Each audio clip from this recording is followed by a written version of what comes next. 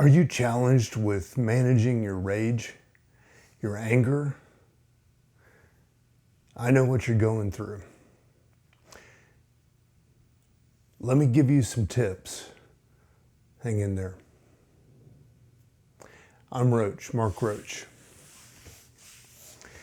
I'm here to help you navigate life, try to understand yourself better, understand what you want, what you need, maybe to learn a little bit about the difference between the two, to have a better life. Being angry and dealing with a physical a rage that may border on seeing red. I've heard people, talk about it a number of different ways, but getting on the verge of losing control is a scary place to go. And it's also a scary thing to realize about yourself.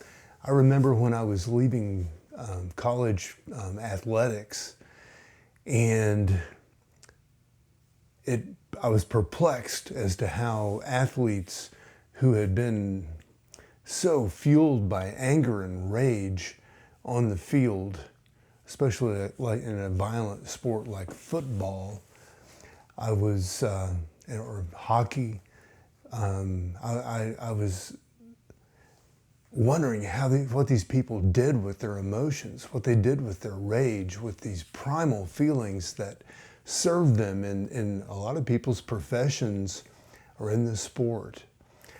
And it led to much of a lifelong exploration for me about understanding of my emotions and understanding many of the components that went in to feed them and how I could use them to make a better life.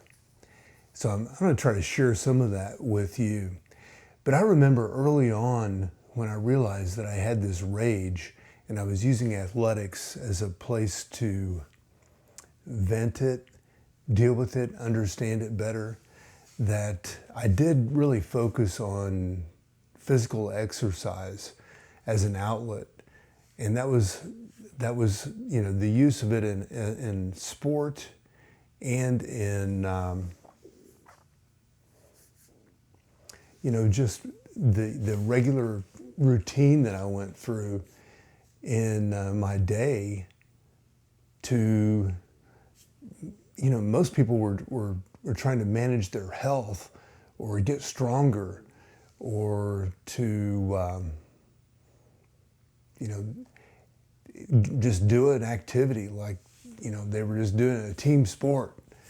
Well, my recognition of my own inner rage and frustration early on put this in an entirely different category, because I was out there trying to find a way to understand myself better as I was pushing myself in athletics and to the limit, whether I was running or training or practicing the patterns that you go through, the repetitions that you do in football, or to learn a position, to learn how to respond to somebody on the opposite side, or to read a certain formation and understand what all your teammates were doing. All of that was done in a rage in my part. And I became known as a leader. In fact, whenever I won some awards in high school, they were usually mentioning about my leadership abilities, and I'll speak to some of this later about my father's influence on me in terms of speaking up and leading and trying to be an influence on other people.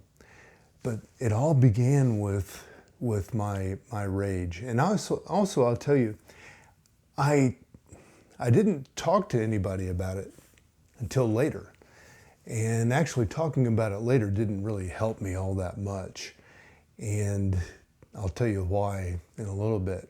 But I think part of the process for me that's important for me to share with you is that I did allow myself to isolate, and I put a lot of attention on my inner life and to try to understand what I was feeling and to learn about the origins of those feelings. I wasn't about, I did have episodes in my life or periods in my life where I acted out and I observed myself and I thought that's not right. And I could see this conflict inside of me, and I was dealing with that and analyzing it and trying to understand myself better. And I think there was an aspect of me that I really did trust that I would figure this out, that I had a strong constitution and I had good values, but the anger put me in this red zone, and it opened me up to drinking and acting out and fighting and choosing some outlets that weren't healthy for me at various points in time. But I learned from those experiences, corrected myself. But there was a period of isolation as I gave attention to those feelings. And I'll tell you, it's something that some masters have shared with me. There's often a bottleneck, and that other feelings will follow after you find that key feeling that will enable the feelings to come out.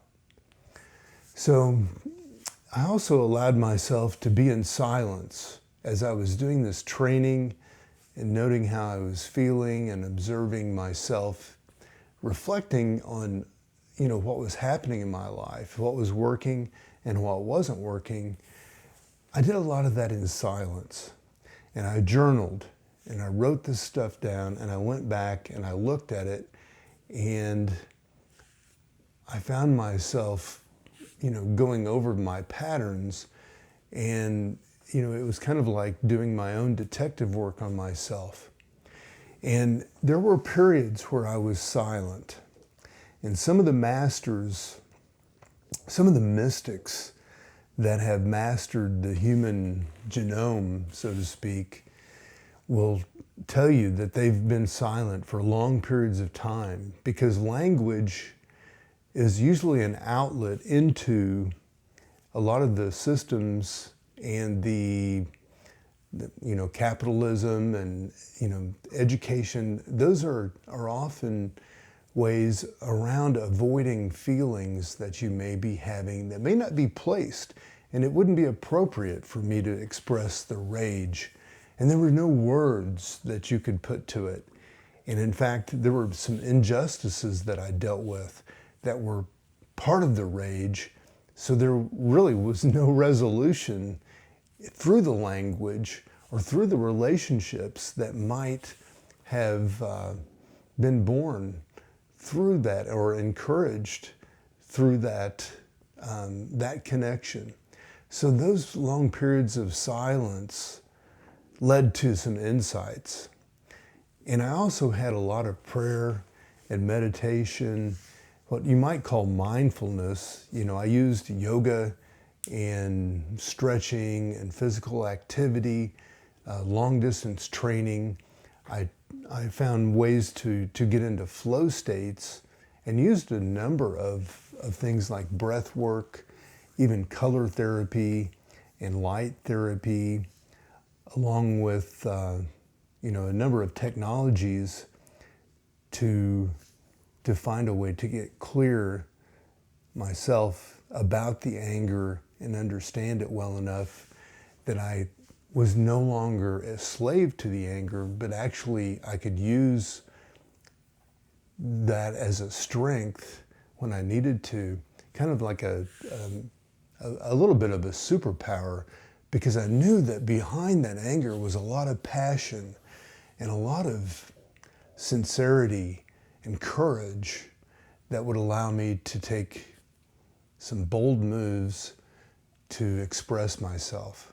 And that was much of what had been suppressed in the early aspects of my childhood, was these beautiful things that we as human beings, when we're born here on earth, are really here to explore and examine and express and share with others in our lives. So there's also a good time to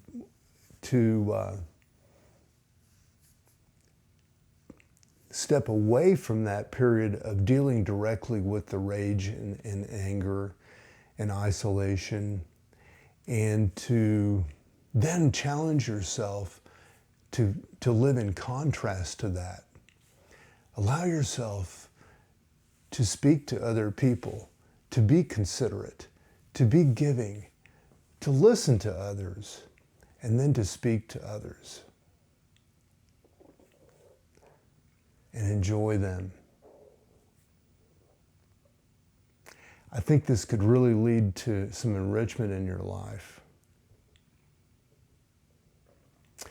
I'm Roach, Mark Roach. All the best.